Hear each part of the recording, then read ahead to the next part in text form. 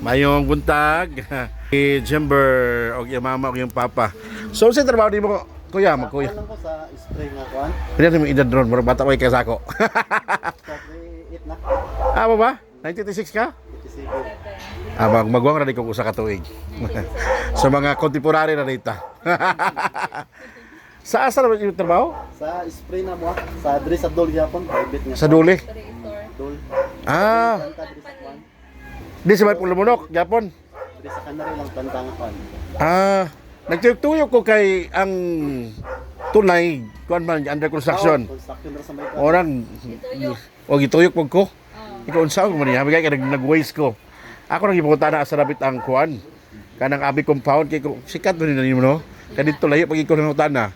Kadito dito sir, then left side. Nadiya ang mga abi. Taga Dre mag-kunig Canary. Sa kanire. Pila ka mo imong kuan anak? Apat. Upat, ikaw ang eldest da? Okay. So, out of 16. 16 ba? 21 ba mo? Warang na more or less, mga 18, no?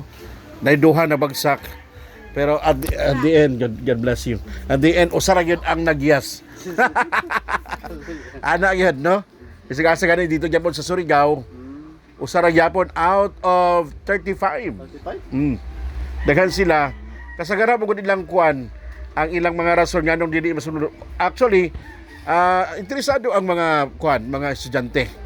Pero ang ilang parents malayuan sila na especially sa mga grade 10 kay mga bata pa man kaayo.